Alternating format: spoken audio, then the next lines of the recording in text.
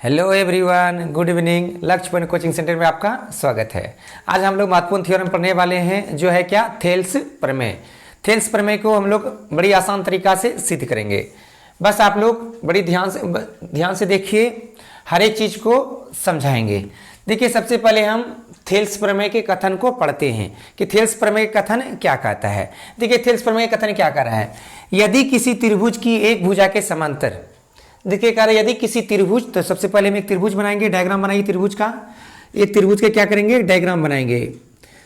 किसी त्रिभुज, तो एक डायग्राम बनाए त्रिभुज का। मान लीजिए त्रिभुज का नाम क्या है, ABC।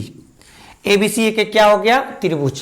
कह रहे यदि किसी त्रिभुज की एक भुजा के समांतर, तो भुजा BC के समांतर, एक भुजा के समांतर अन्य दो भुजाओं को भिन्न भिन्न बिंदुओं पर प्रतिच्छेद करने के लिए एक रेखा खींची जाए। मतलब है BC के समांतर यदि एक रेखा खींचते हैं तो अन्य दो भुजा AB और AC को भिन्न भिन्न बिंदु पर प्रतिच्छेद करती है। एक बिंदु D पर और दूसरा बिंदु क्या करती है, E पर प्रतिच्छेद करती है। तो प्रतिच्छेद करने के लिए रेखा खींची जाए तो यह अन्य दो भुजाओं को एक ही अनुपात में विभाजित करती है। तो थेल्स प्रमेय कहता है यदि कोई त्रिभुज ABC है, यदि इसकी एक भुजा के संबंध एक रेखा खींचते हैं, क्या यह अन्य दो भुजा को AB और AC को समान अनुपात में विभाजित करता है। कहने का तात्पर्य है यह इसको AD बटे DB बराबर क्या, AE बटे EC में विभाजित करता है, या क्या करना है आपको, प्रमाणित करना है। ये थेल्स प्रमेय है। थेल्स प्रमेय कथन को पढ़िए। तो सबसे पहले कह रहा त्रिभुज, त्रिभुज बना लिए क्या, ABC। तो कहता है कि एक भुजा के समांतर अन्य दो भुजाओं को भिन्न भिन्न बिंदु पर प्रतिच्छेद करने एक रेखा खींच जाए। तो इसके समांतर एक रेखा क्या खींचे, D। तो समांतर से तात्पर्य हुआ वैसी दो रेखा है जिनके बीच की दूरी क्या होना चाहिए, समान होना चाहिए। तो इनके बीच की दूरी क्या है, समान है। तो इसलिए क्या हो जाएगी, ये समांतर रेखाएं। ठीक है, तो ये आपका मूल संरचना जो था, ये चित्र था, ये बन गया। अब देखिए, हम लोग प्रमेय में जो चीज कथन में दिया रहता है उसी चीज को यहाँ पे लिखते हैं। तो सबसे पहले लिखेंगे हल, अब लिखेंगे दिया है। दिया है नहीं, त्रिभुज ABC, त्रिभुज ABC में, त्रिभुज ABC में क्या है, BC समांतर क्या है, DE है। BC समांतर क्या है, DE है नहीं, तथा DE भुजा AB और AC को, AB और AC को बिंदु D तथा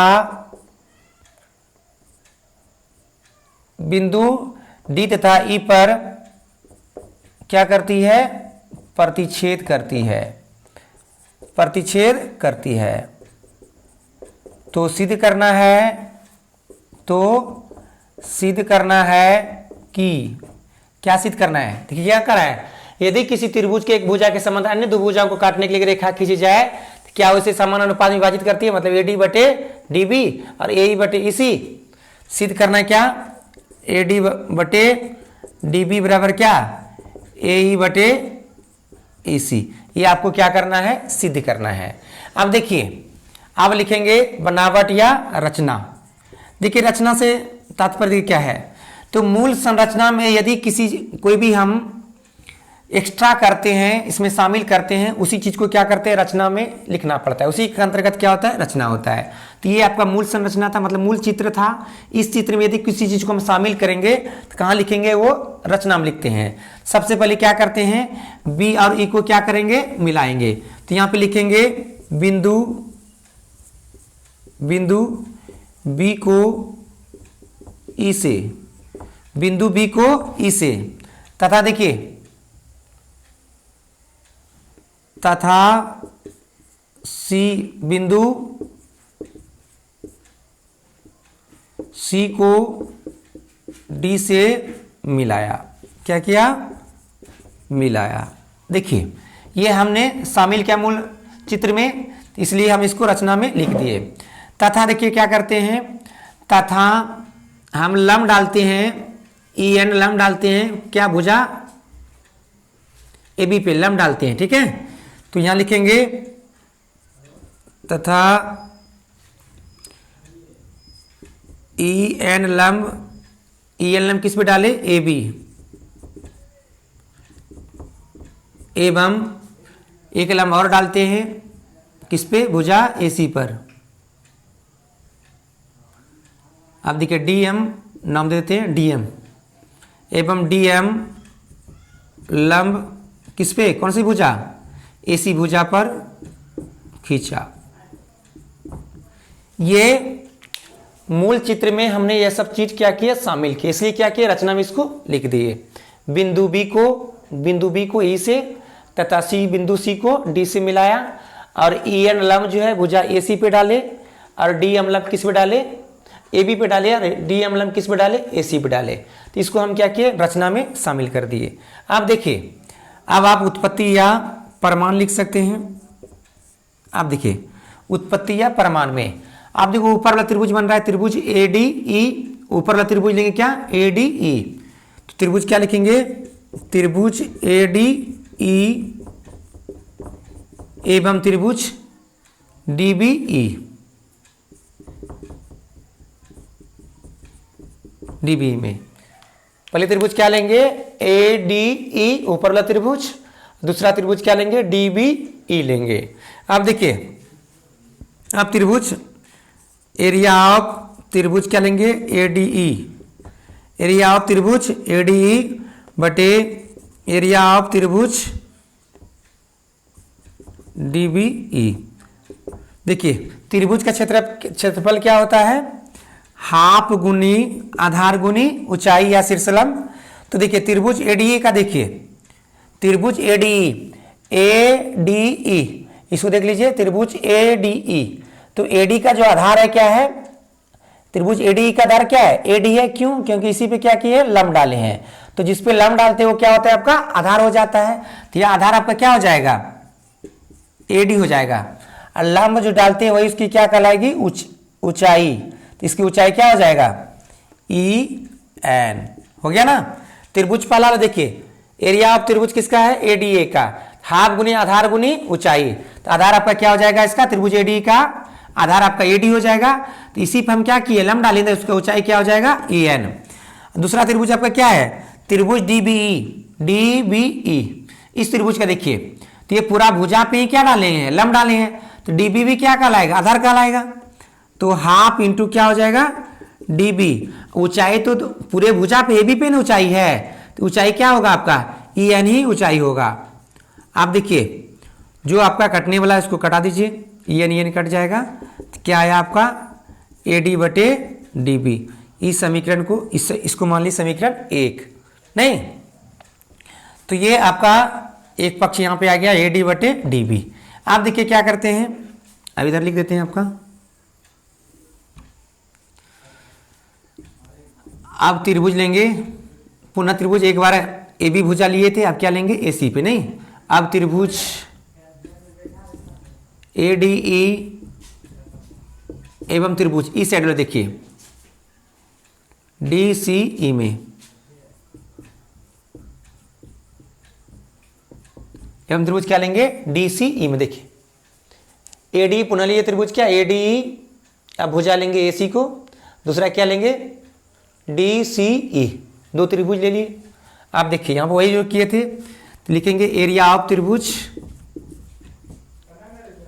एडीई का क्षेत्रफल, एरिया ऑफ त्रिभुज क्या होगा, एरिया ऑफ त्रिभुज एडीई बटे एरिया ऑफ त्रिभुज डीसीई, नहीं। तो देखिए इसका सूत्र लिखिए आप, हाफ इंटू आधार।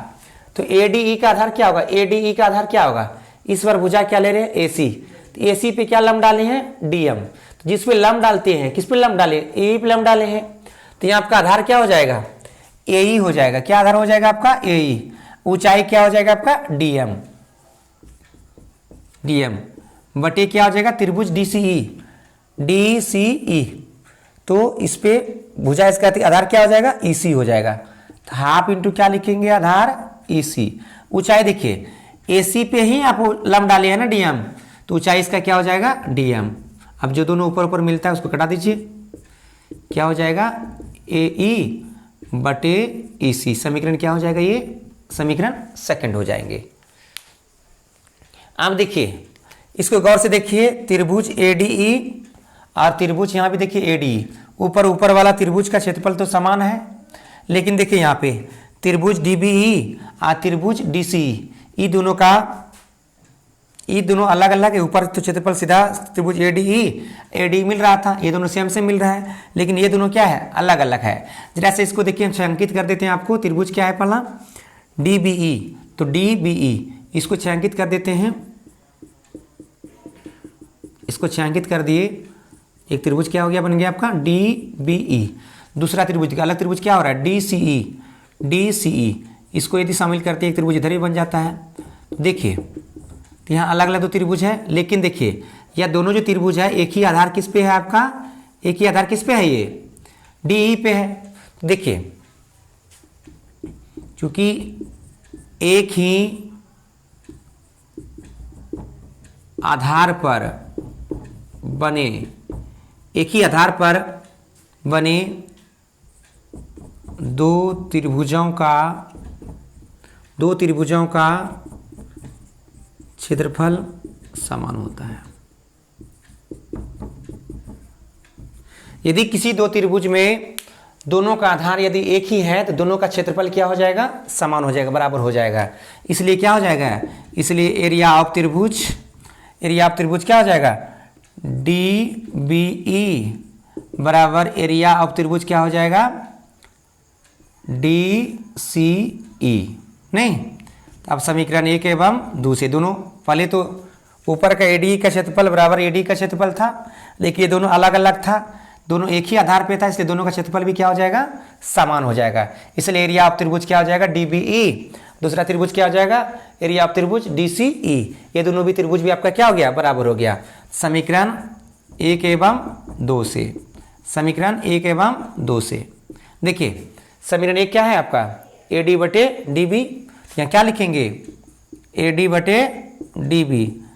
दूसरा समीकरण क्या था आपका, AE बटे EC, तो AE बटे क्या हो जाएगा, EC हो जाएगा। तो इस तरह आपका क्या हो गया, ये प्रूव्ड हो गया।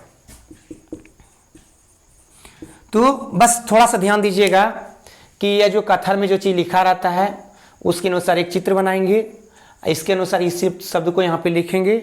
बस रचना में इस मूल चित्र में जो हम एक्स्ट्रा करते हैं उसी चीज़ को रचना में क्या करते हैं, लिखते हैं।